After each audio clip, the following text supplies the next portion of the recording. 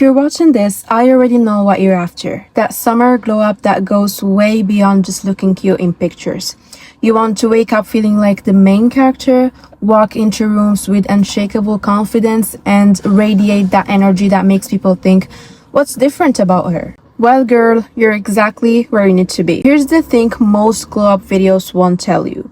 True confidence isn't just about what you put on your skin or how you do your hair. It's about how you carry yourself, how you talk to yourself, and the tiny daily habits that slowly transform how you feel and how others see you. These are the habits, the little daily actions that move the needle, the ones that build real, lasting confidence.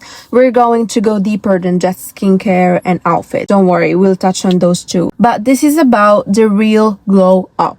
The mindset shifts that stop self-doubt in its tracks, the morning habits that anchor your whole day, the way you show up with presence, purpose, and power. When you build confidence from the inside out, everything else aligns. Your style, you dress for you, not trends. Your skin, it glows because your whole system is balanced. That energy, unmissable, magnetic. So, if you're ready to actually feel put together, stick to routines that serve you, and start showing up as the best version of yourself, this is your sign. Your glow up starts now. Okay, first habit is waking up early. I know you're rolling your eye, but hear me out. Waking up early isn't just some random overhyped productivity flex you see all over TikTok. It's genuinely one of the most powerful habits you can build if you want to level up your life. And yeah, I know you've heard it a million times, but nobody actually breaks down why it matters or how to do it without feeling like death. So here's the deal. Your brain is literally at its best in the morning. That foggy, groggy, hit snooze twice version of you, that's you wasting your sharpest focus and strongest willpower of the day. Even just waking up 30 minutes earlier gives you this golden pocket of time where you can actually think, breathe, and get ahead before the chaos hits. Here's how this actually works in real life. Imagine two versions of your morning. Version 1, alarm screaming, panic mode activated, scrambling to find clean clothes, forgetting your lunch, running out the door with wet hair and zero breakfast. Version 2, waking up with time to actually breathe, doing a quick skincare routine, making a real breakfast, maybe even writing down some goals for the day. Which version do you think leads to glowing up? Exactly. Now, let's talk about how to actually make this happen without suffering too much. First, your phone. If your alarm is right next to your bed, we already found problem number 1. You need to put that thing across the room, so you have to get up to turn it off. Yes, this will feel cruel for the first 3 days. No, you can't cheat on this. The first 10 minutes after your alarm goes off are everything. Here's what not to do. Don't grab your phone immediately. I know it's tempting, but the second you start scrolling, your brain switches into reactive mode and suddenly you're stressed about work emails or comparing yourself to someone's highlight reel before you've even brushed your teeth. Instead, what you can do is drink some water because you're dehydrated after sleeping. Do a quick stretch, like literally just reach your arms up for 10 seconds and then do one thing that makes waking up worth it. Maybe it's writing down 3 things you're grateful for. Maybe it's doing your skincare routine properly instead of just splashing water on your face.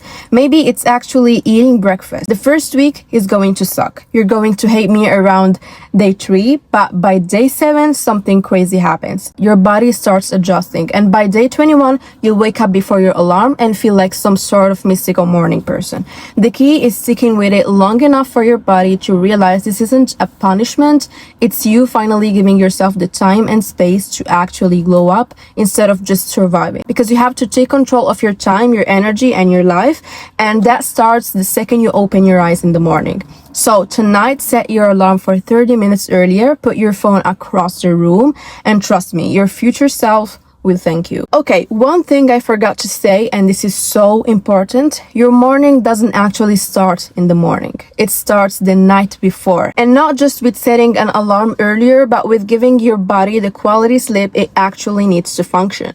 Like, you can't expect to magically spring out of bed at 6 a.m. feeling refreshed if you were doom scrolling until 2 a.m. with the brightness on full blast. Sleep is where the magic happens for your glow up. It's when your skin repairs itself, your brain resets, and your body balances all those hormones that control everything from cravings to energy levels. So let's talk about how to actually set yourself up for success before you even close your eyes.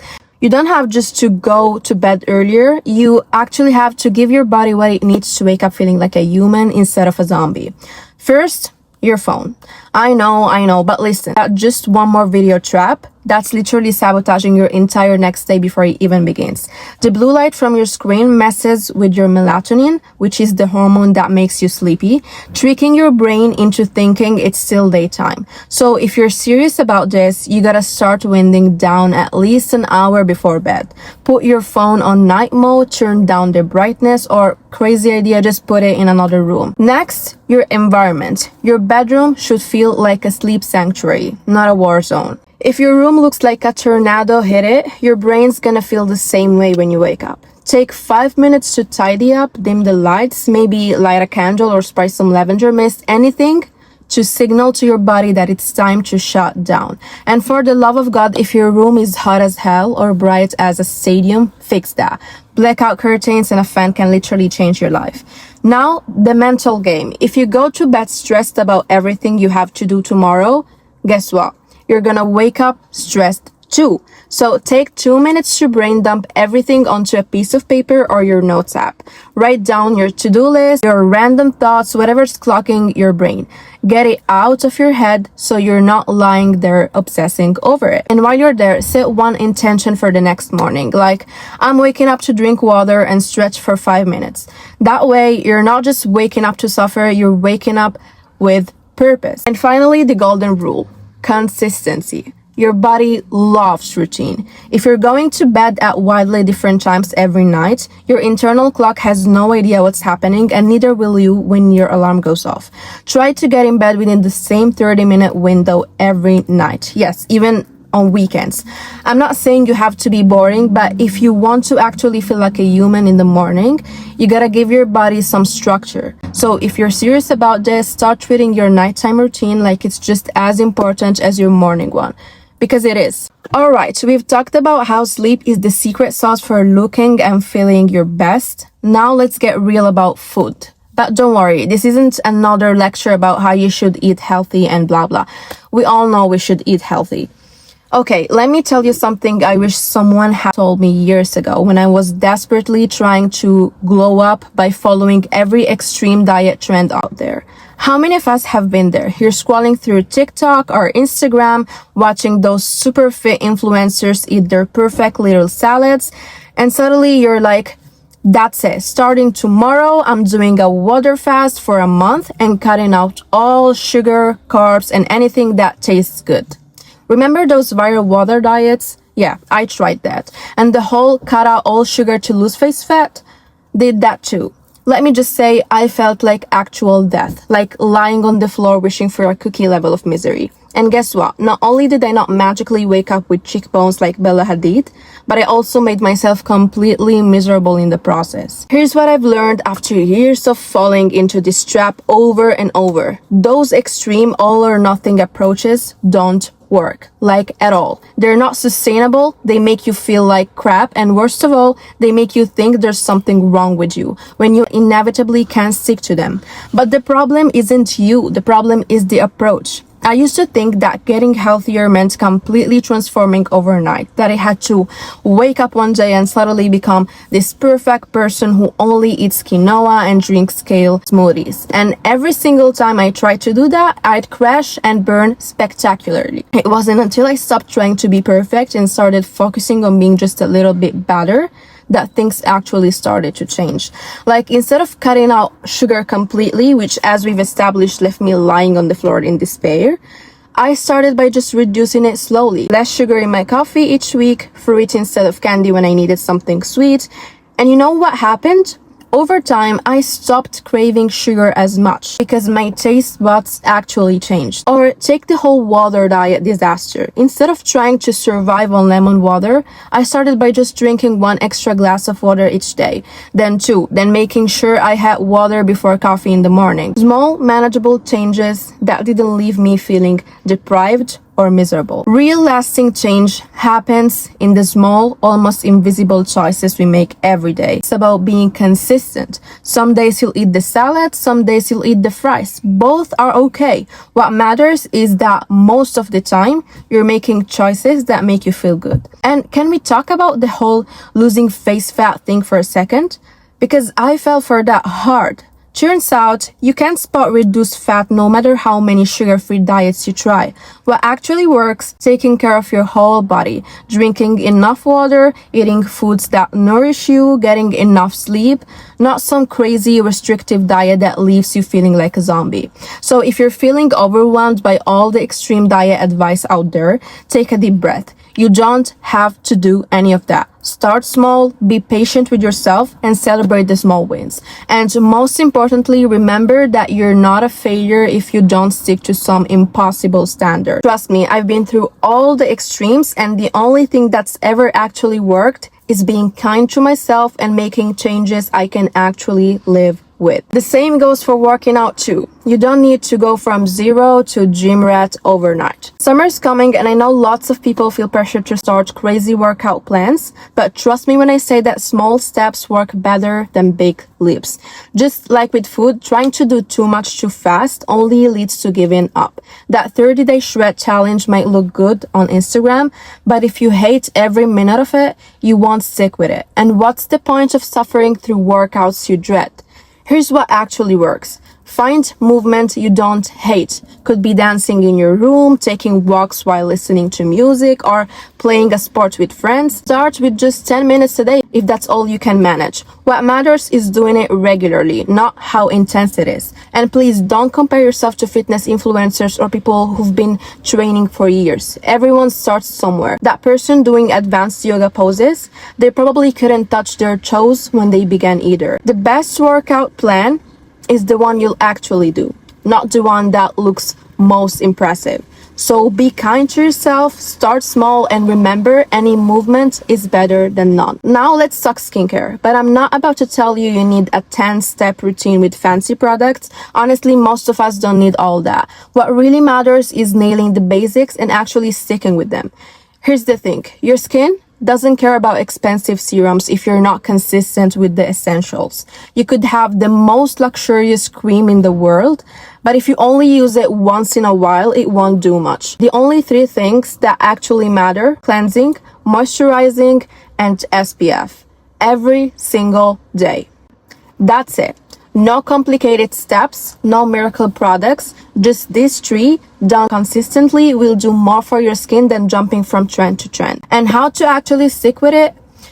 One thing that helped me is keeping products where you'll see them, like next to your toothbrush. And another thing is tie it to an existing habit. Like after I brush my teeth, I wash my face. Nothing gives you that instant boss babe energy like feeling fresh and smelling amazing. Confident women know that hygiene isn't just about looking cute, it's about feeling freaking good in their own skin. We're talking clean skin, fresh breath, and that little glow you get when you know you're 100% put together from head to toe. And the best part, wearing a scent that's all for you, not just some random perfume you grab to impress someone else, but a fragrance that makes you smile every time you catch a whiff. Maybe it's something sweet and floral, maybe it's vanilla or a fresh citrus that feels like sunshine. Whatever your vibe, that scent becomes your invisible confidence cape. Trust me, girl, when you smell amazing for yourself, you walk differently, you talk differently, and honestly, you just own the room without even trying. Let's get into the fun part. Makeup, clothes, accessories, the glow part of the glow up. Because confident women don't just throw something on and hope for the best. They show up with intention. One thing I swear by for keeping my confidence high is refreshing my makeup routine every now and then.